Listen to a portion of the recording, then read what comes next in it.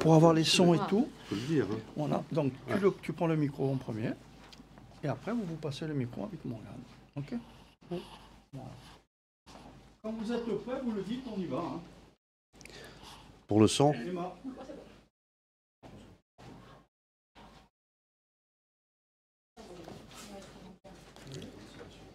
Tout le monde a éteint les téléphones?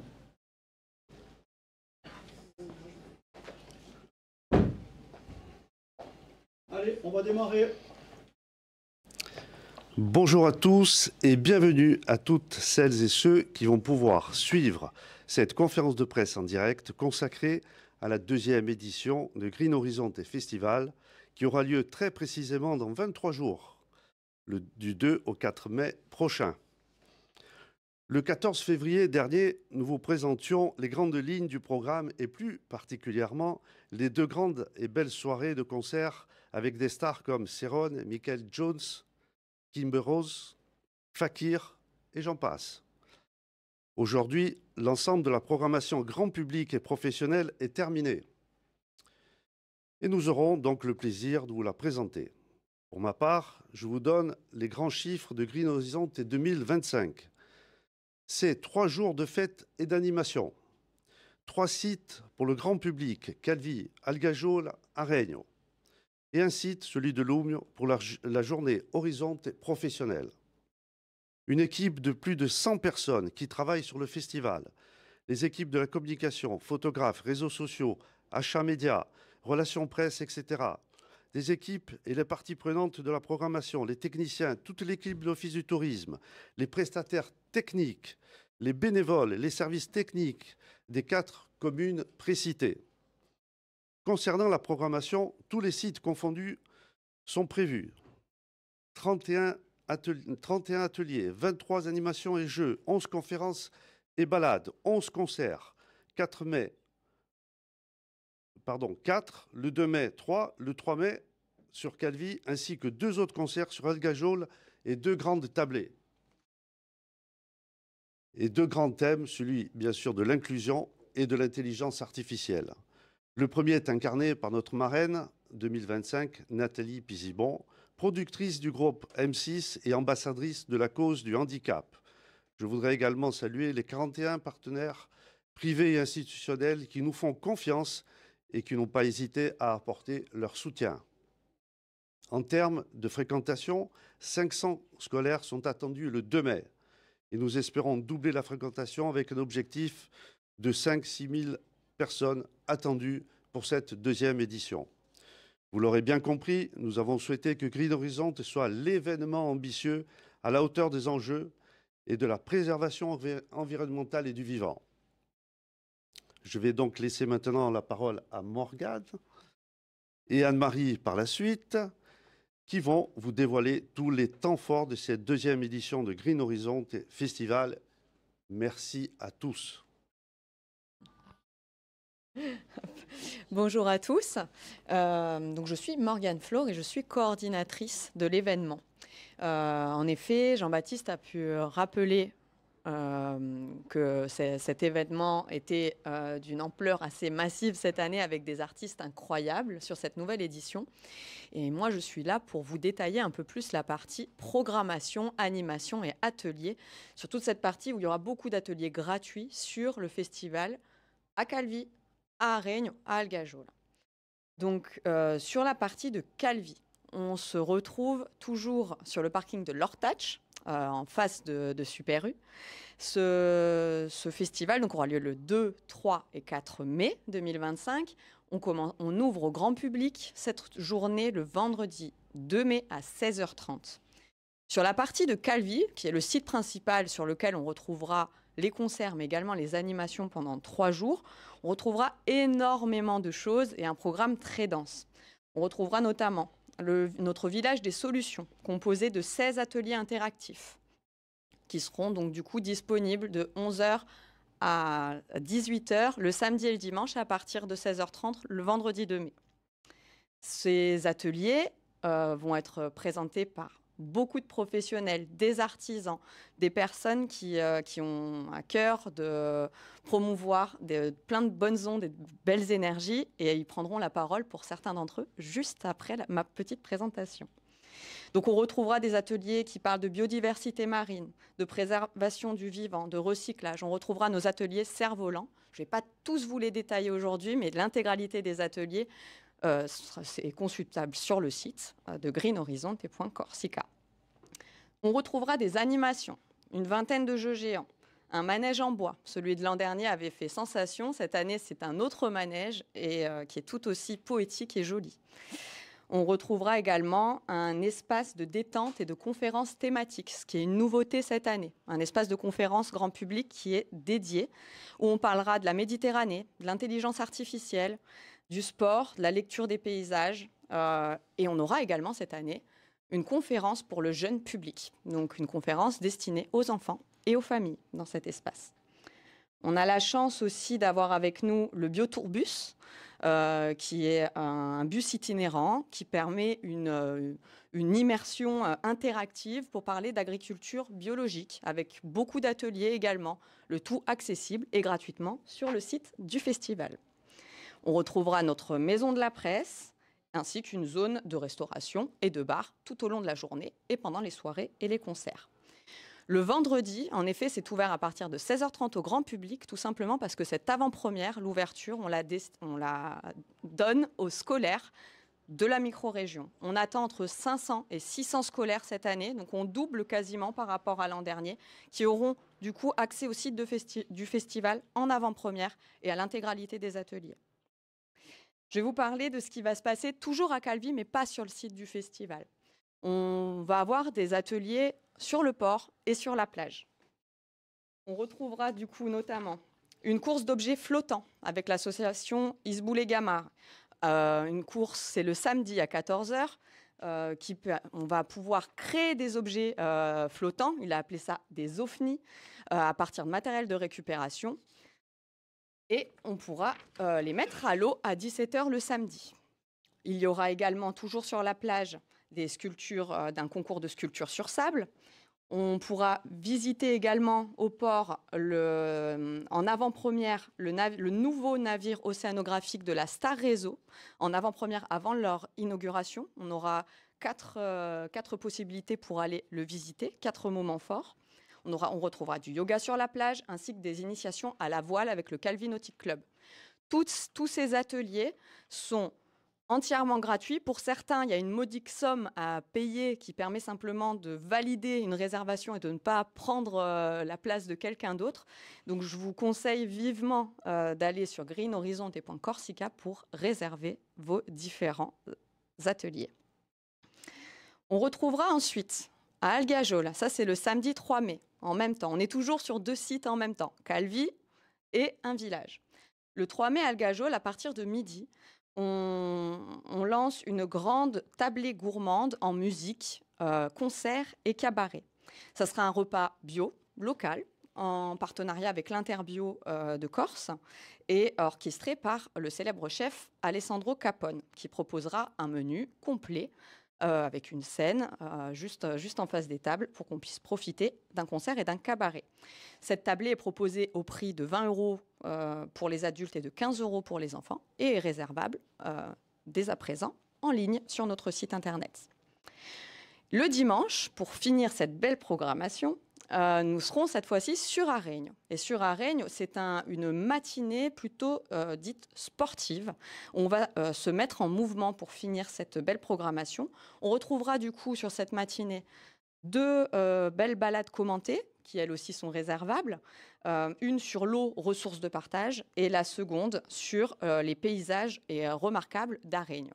On retrouvera au départ d'Aregno aussi 2 départs en e-trottinette jusqu'à Saint-Antonine, ainsi qu'une boucle en vélo électrique de 2h30 par Algajol à Sport et Nature. Activité encore réservable. Et sur Aregno, la nouveauté cette année, c'est qu'on co-organise avec l'association Sporting Calvi un petit trail, un mini-trail découverte enfant cette année, donc pour les enfants de 4 à 12 ans, au départ d'Aregno. ils pourront donc s'inscrire et venir courir sur des boucles de 600 à 1 km 2, réservables également. On aura ensuite un trail découverte, toujours co-organisé avec l'association Trail in Calvi. Ça sera la boucle de Piève de 10 km pour les adultes. Le tout de cette matinée sera accompagné, on aura un food truck sur place, qui est un brunch corso colombien, qui sera proposé sur tout ce temps de matinée. Je pense avoir pris assez la parole pour tout vous expliquer, ce programme très dense. L'idée, en tout cas, l'idée à retenir et les points forts, c'est vraiment d'aller vous connecter à Green Horizon et Point Corsica pour réserver vos ateliers. Il y a beaucoup d'ateliers, il y en a pour tout le monde. Le festival est ouvert à tous, aux familles, aux jeunes, aux personnes en situation de handicap. Il y a des ateliers pour tout le monde, mais les places sont forcément limitées. Donc nous vous demandons de réserver tant que possible sur notre site. Je vais maintenant laisser la parole à 2 personnes et ensuite une troisième que vous retrouverez en visio, qui sont des personnes très importantes du festival parce qu'ils représentent les personnes qui vont... je vous laisse venir, qui vont représenter nos ateliers sur le site de Calvi. Donc, je vais laisser prendre la parole à Martine Sanchez. Bonjour à tous. Donc, vous allez pouvoir venir nous rencontrer sur le festival et vous allez découvrir les différentes matières qu'on travaille à travers nos ateliers et pouvoir manipuler afin de fabriquer vos propres créations. Alors, pour ma part, ça sera le bois flotté mélangé à plein de matériaux recyclés. Voilà. Je passe la parole à Adam. Et bonjour à tous. Adam Ondler, apiculteur en Balagne depuis 2009. Donc, avec moi, en fait, il y a un atelier autour d'abeilles. Et dans tout ce qui est nature, donc tout ce qui est fleurs, parce que bon, la Corse, on sait que c'est très, très riche. Et donc, nous, voilà, nous avons 6 miels à vous présenter. En plus, on présente une ruche, des présentations vitrées, donc tout le monde peut voir comment ça se passe vraiment à l'intérieur d'une ruche. Je pense que ça peut être un atelier hyper intéressant pour tout le monde. Et c'est un moment de partage entre nous, les apiculteurs, qui sont toujours isolés sur le terrain, et les grands mondes qui, voilà, qui va découvrir ce monde merveilleux. Voilà, merci. Donc, merci beaucoup. Donc, voilà, il y a des humains qui travaillent derrière ce festival et qui seront là pour vous présenter tout plein de choses. On va laisser la parole à un certain Kylian de l'association Tous pour Chacun. Présenter également cette association qui sera partie prenante de l'événement et qui proposera également des ateliers spécifiques tout au long de notre festival. C'est à moi. C'est pour Kylian.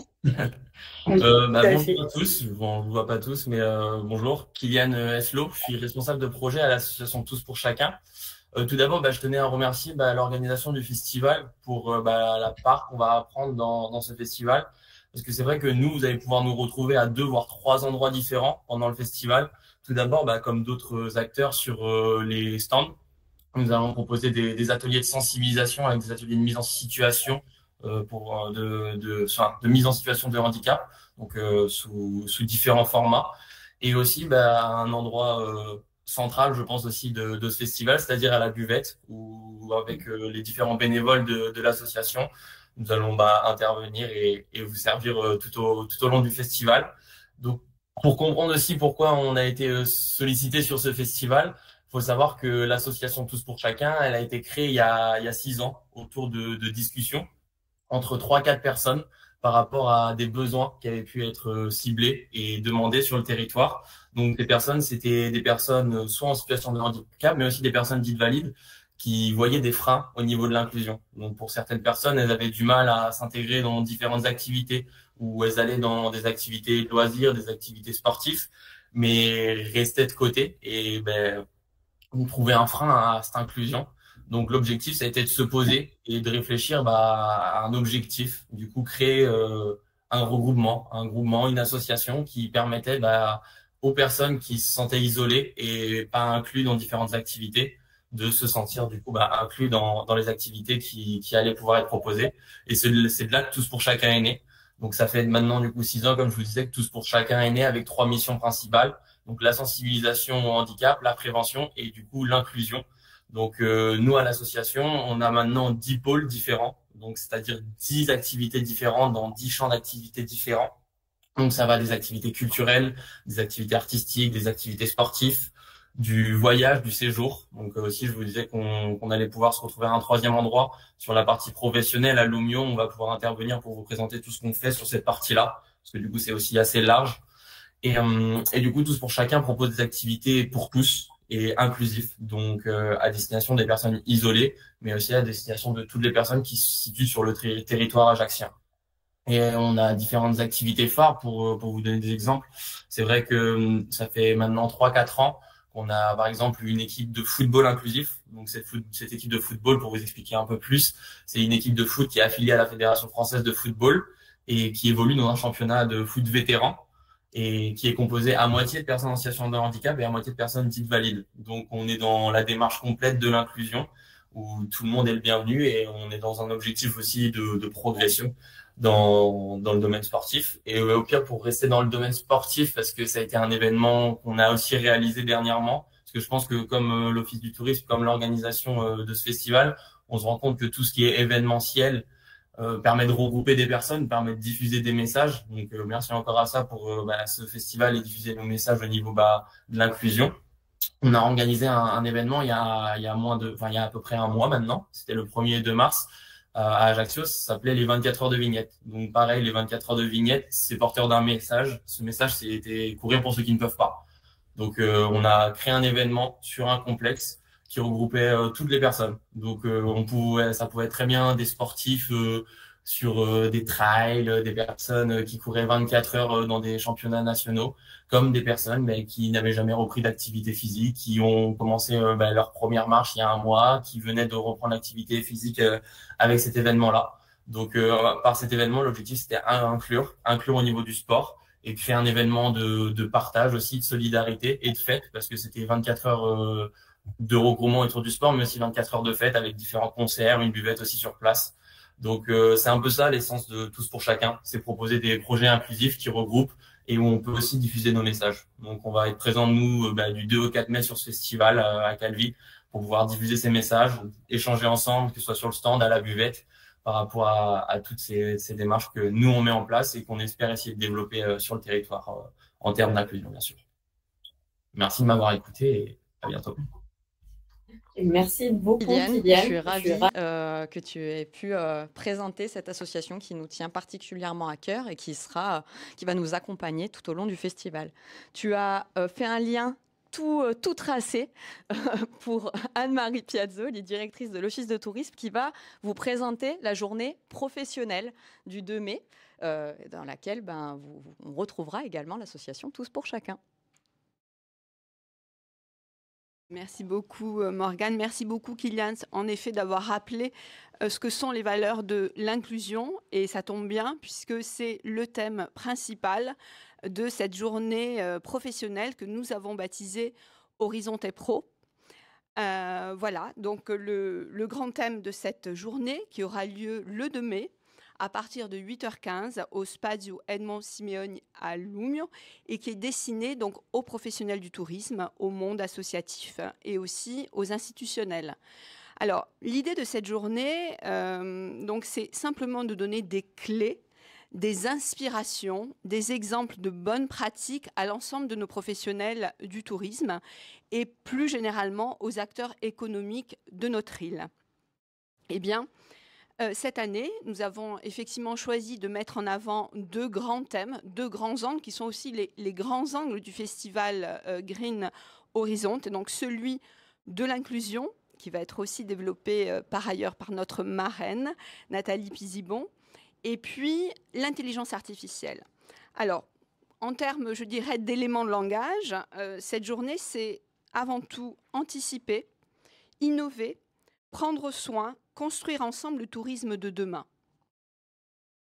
Le fil conducteur de cette édition, c'est un tourisme qui prend soin, en fait, du vivant et des humains, qui se transforme, donc qui se régénère, et aussi qui voit loin, à travers effectivement l'intelligence artificielle qui correspond à un grand enjeu et aussi une révolution sur l'ensemble de nos métiers.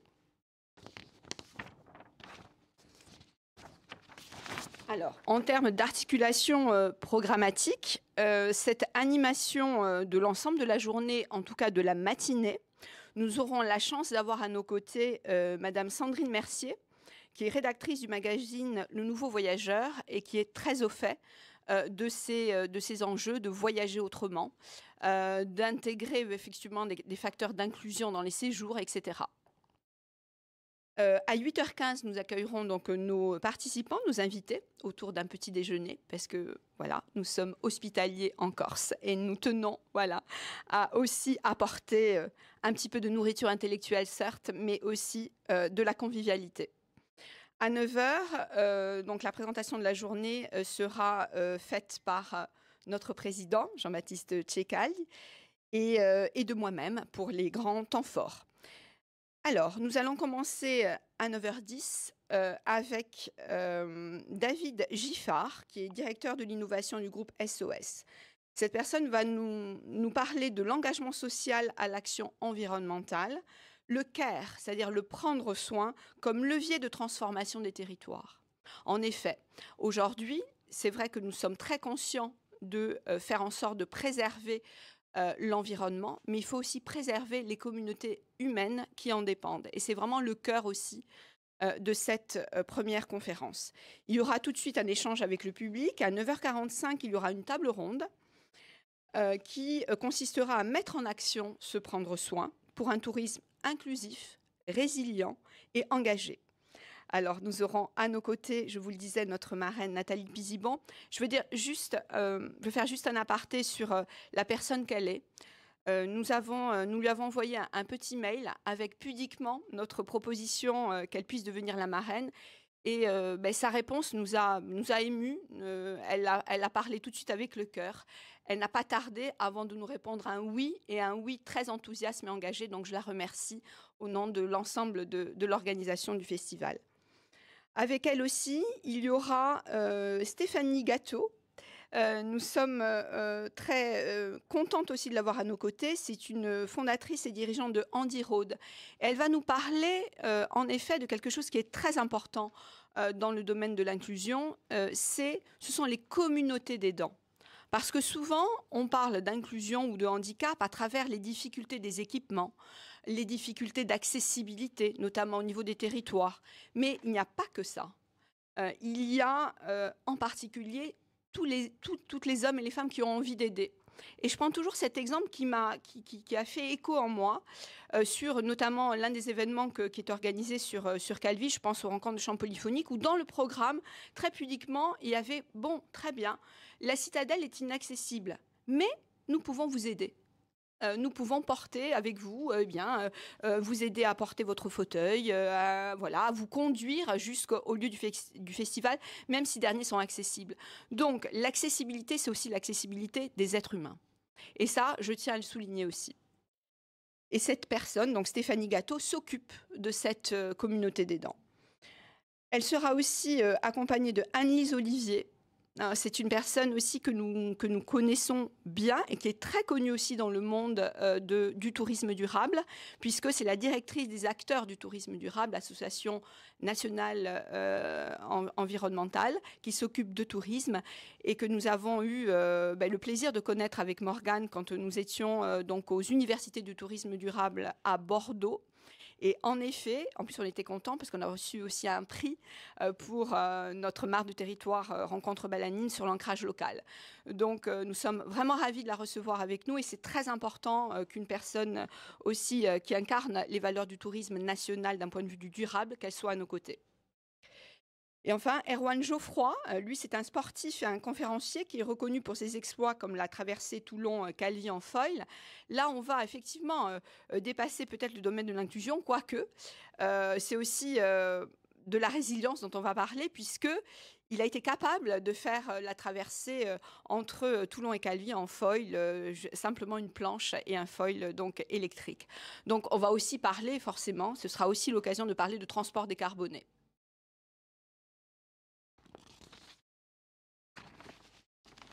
Ensuite, nous allons aussi avoir un échange d'expérience avec une collègue en fait à moi, puisqu'elle est aussi directrice de l'agence Aix-les-Bains Riviera des Alpes, qui elle, alors ça aussi c'est un point important aussi, parce que le prendre soin, c'est aussi le prendre soin dans les entreprises. Comment on peut travailler bien et mieux ensemble en intégrant dans la stratégie de développement d'une destination, eh bien, comment aussi les équipes qui accueillent effectivement nos visiteurs peuvent comment dire, être dans une hospitalité certes spontanée, mais aussi une hospitalité organisée.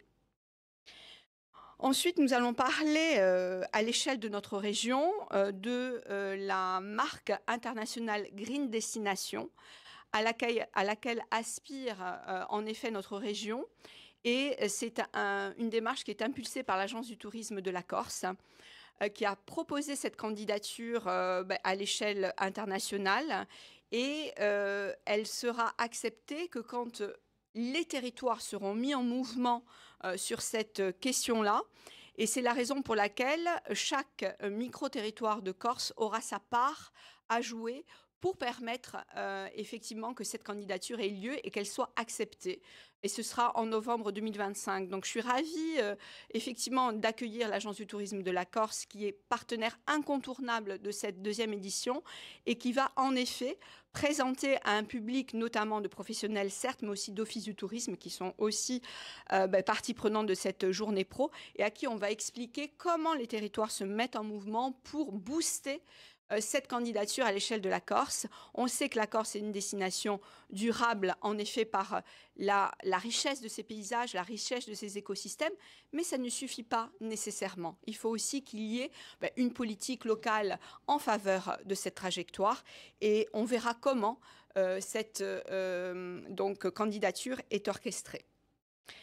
Ensuite, il y aura effectivement un temps d'échange qui va nous inspirer par l'action. Et là, c'est là qu'on retrouvera Tous pour chacun avec Kylian Eslo, qu'on vient d'entendre.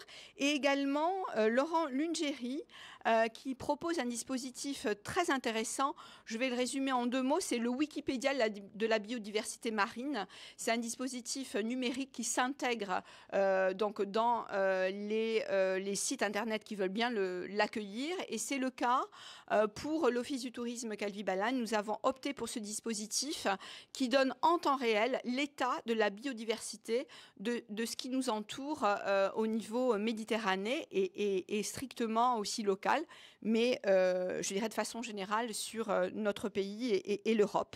Donc il viendra nous expliquer comment cette entreprise innovante nous parle de valorisation de l'environnement marin. Voilà, donc ensuite nous allons à 11h30 avoir une discussion que j'aurai le plaisir d'animer aux côtés de Marie Poirier, la rédactrice des rédactions de la revue Espace et Loisirs. Vous savez que c'est le Graal et la Bible en termes d'éléments de langage professionnel sur le tourisme de façon générale. Marie Poirier, nous avons travaillé avec elle en 2024 sur comment un office du tourisme joue son rôle dans le développement d'une destination. Et Marie m'interrogera sur les actions de l'office du tourisme dans ce sens de façon générale. Et ça fera aussi une transition sur l'intelligence artificielle et le projet que nous sommes en train de mettre en place. Voilà, donc il y aura aussi une présentation du projet que, je vous le disais à cet instant, nous préparons avec Romain de Seninck. Romain de Seninck est un professionnel de l'intelligence artificielle. Il intervient à l'UNESCO, à l'Université de Corse. Il a développé une solution d'intelligence artificielle à des fins pédagogiques en langue corse. Et avec l'Office du tourisme Calvi-Balagne, qui sera l'Office du tourisme pilote pour le projet qu'il nous a proposé et qui a fait l'unanimité au niveau de notre comité directeur, ce sera donc une petite visite avec l'intelligence artificielle, mais je ne vous dévoilerai pas tout ça aujourd'hui, puisque nous le réservons à nos professionnels lors de la journée pro. Bien, enfin, une synthèse de la matinée avec les retours d'expérience qui seront proposés par David Giffard et Nathalie Pizibon. Nous allons nous restaurer aussi, parce que voilà, on sera peut-être un petit peu en perte d'énergie à ce moment-là. Et en effet, il y aura un déjeuner et du networking. Et je veux saluer aussi nos partenaires à ce niveau-là. La revue Espace et Loisirs vous parlera effectivement de ces différentes éditions. Le magazine Voyageurs aller-retour avec Sandrine Mercier. La Chambre de commerce, qui aura aussi à vous parler d'intelligence artificielle, puisqu'elle fait partie d'un dispositif européen sur ce thème-là, avec l'Agence du tourisme de la Corse également. Et enfin, donc l'après-midi, il y aura 3 ateliers, 3 masterclass en parallèle chacun, pour un peu mettre en pratique les différents éléments et thèmes que nous aurions développés durant la matinée. Bien, alors l'atelier 1 sera réservé à l'intelligence artificielle et on se pose en fait la question sous l'angle l'intelligence émotionnelle dans ce secteur du tourisme, comment on peut les faire cohabiter avec l'intelligence artificielle. Alors nous retrouverons effectivement Romain de Seninck sur ce sujet qu'il maîtrise parfaitement, avec Nadia Guéraou aussi qui est une chercheuse à l'IRCAM et qui est spécialisée dans les interactions entre l'intelligence artificielle et l'intelligence émotionnelle. Nous poursuivrons avec un atelier qui portera sur le tourisme inclusif, bien évidemment, et accessible sur nos territoires. Et là, on va retrouver Stéphanie Gâteau, dont je vous parlais à cet instant, et évidemment aussi Anne-Lise Olivier, qui, pour les acteurs du tourisme durable, ont élaboré un grand ouvrage sur le tourisme inclusif en France et qui sera effectivement présenté à cette occasion pour justement donner les clés aux offices du tourisme, donner les clés, encore une fois, aux territoires qui veulent travailler leur inclusion. Et enfin, le dernier atelier portera sur le label Green Destination par l'Agence du tourisme de la Corse et ses collaborateurs. Je pense à Marie Folach, qui est chef de projet développement et promotion, Mathilde Gris, qui est chargée de mission développement à l'ATC, Nicolas Fourcroy, qui est effectivement le consultant de l'Agence du tourisme pour ce qui est de cette certification. Et évidemment, le tout piloté par Jean-Louis Moretti, qui est responsable du pôle développement à l'Agence du tourisme de la Corse. Voilà pour cette journée professionnelle Horizonté Pro.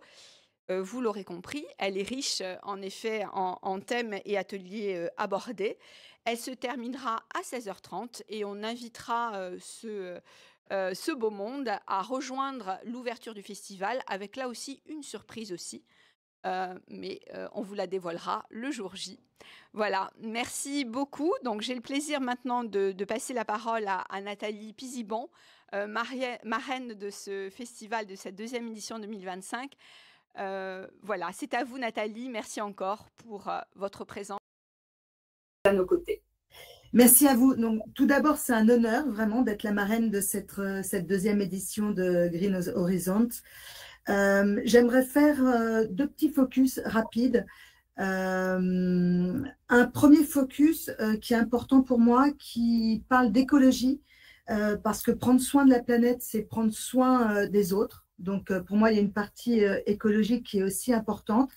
Et je vais parler un petit peu du groupe M6, parce que bon, moi, ça fait très, très longtemps que je suis dans le groupe M6. Donc, je suis productrice de programmes et j'aimerais faire un petit focus sur Top Chef, qui est une émission qui parle un peu à tout le monde. On essaie d'être le plus écologique possible sur tous nos programmes. Par exemple, sur Top Chef en 2023, donc l'année dernière, enfin la dernière saison, on a reçu un label éco-production par l'AFNOR, qui est l'association française de normalisation. On a eu un score de 78,3% lors de l'évaluation. L'idée est de faire des productions plus green, plus écologiques.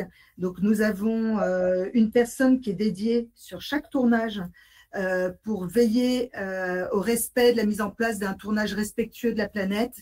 On va privilégier des taxis électriques, on va privilégier le train. Donc, vous verrez que sur Top Chef, on bouge moins qu'avant. Avant, on se déplaçait, donc on amenait les équipes. Bon, il y a encore des émissions qui le font, mais en tout cas, Top Chef, on a arrêté de voyager loin parce qu'on produit Top Chef. Hein. Je travaille dans une société qui produit Top Chef. Voilà. Après, on fait plein de choses aussi pour les déjeuners, le tri des déchets, enfin bon, quantité de choses. Et encore une fois, donc prendre soin de la planète, c'était prendre soin des autres aussi. Donc ça, c'était le volet écologique. Pour ce qui est prendre soin des autres, effectivement, je suis ambassadrice de la mission du groupe M6 et j'ai mis en place plusieurs actions. En l'occurrence avec un centre pour polyhandicapés qui se trouve juste à côté de chez M6. D'ailleurs, j'ai un déjeuner avec eux dans une demi-heure et l'idée est de les sortir de leur centre parce que malheureusement, ils ne sont pas mélangés aux autres. Et donc, moi, je suis évidemment pour l'inclusion. Donc, en fait, j'ai organisé au sein du groupe plusieurs actions. Donc maintenant, on voit très régulièrement des personnes en situation de handicap et même des handicaps lourds qui viennent déjeuner à la cantine une fois par mois, qui viennent assister à l'émission des grosses têtes qui sont aussi produites par le groupe M6.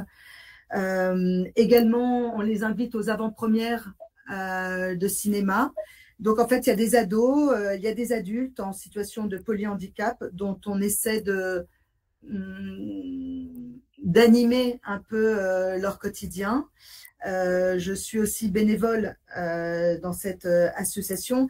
Donc, en fait, évidemment, l'inclusion et tout le vivre ensemble de cette deuxième édition, forcément, me parle. Et me parle d'autant plus que j'ai un frère moi-même qui est en situation de handicap.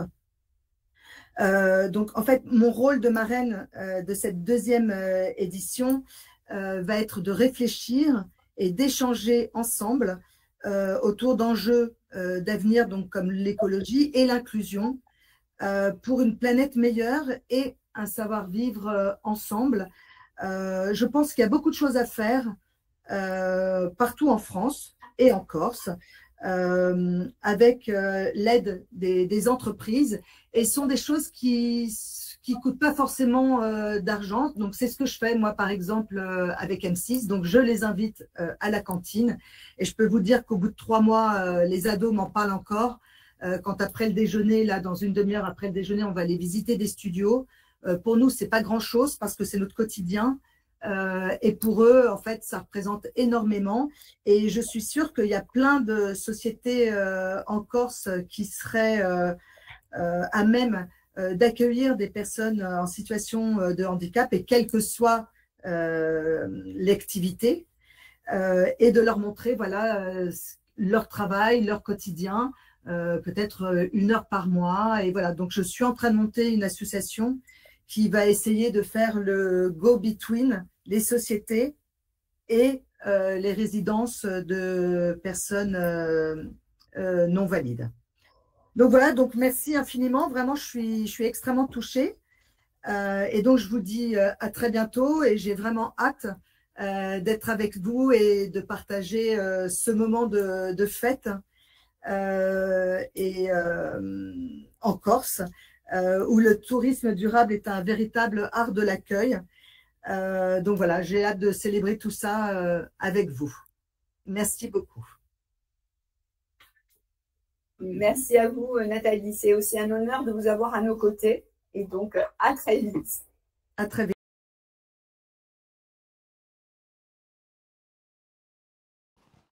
Le petit mot de la fin, eh bien, en effet, nous vous attendons tous maintenant que vous connaissez l'essentiel de la programmation. Donc, on espère que la fréquentation sera au rendez-vous. Et nous vous accueillons du 2 au 4 mai prochain. Calvi, Algajola, Aregno. Et donc, on vous dit à très, très, très bientôt pour cette deuxième édition de Green Horizonte Festival. Pensez à réserver. On va vous rappeler que c'est greenhorizonte.corsica qui, en effet, vous permet d'accéder à toutes les réservations. Voilà. Merci beaucoup à tous. Merci à vous.